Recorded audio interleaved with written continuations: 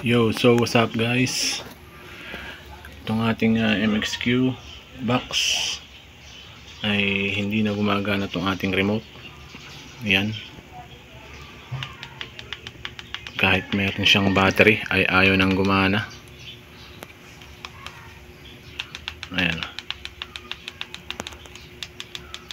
Yan yung problem natin ngayon.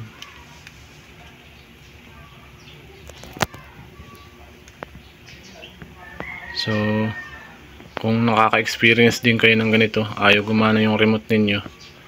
So, yun, isa lang yung ating magiging solusyon dyan. Ito. Charan! Yan. Ito ang ating magiging solusyon sa ating remote para mapagana pa natin itong ating MXQ box. Sayang naman kung ating i-dispatch agad. So, yan. Kung meron kayong mouse na USB ang dulo, yan, kita nyo ba? Yan, na USB ang dulo. Tapos yan, ilalagay natin siya dyan sa slot ng ating MXQ. Yan, kahit saan nyo siya dyan ilagay, at pwede nyo na siyang gamitin. Ayan. So nailagay na natin yung mouse dito sa USB slot ng ating MXQ. So makikita nyo naman siya pagka gumagana. Meron na siyang cursor. Ayan o, nakita nyo guys. Ayan.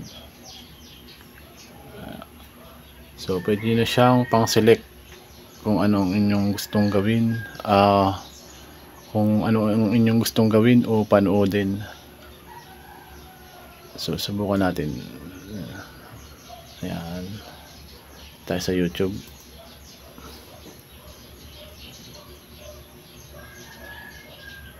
Ayan, na-click na guys.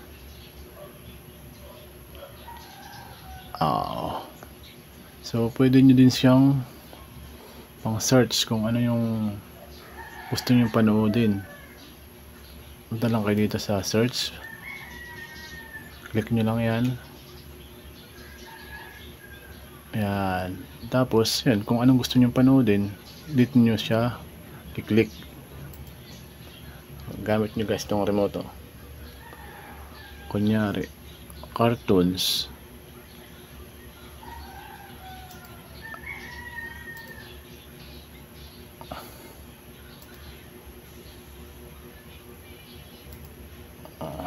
Ayan o, click nyo lang yung cartoons. Yan, pwede na magamit kahit wala siyang remote, basta meron kayong mouse. Ayan. So click tayo ng isang video. Ayan. So napagana natin yung ating MXQ kahit wala siyang remote.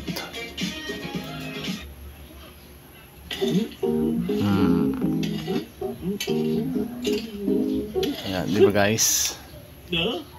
Tapos yung remote ng TV, pwede nyo siyang, doon kayo pwede mag-select ng volume para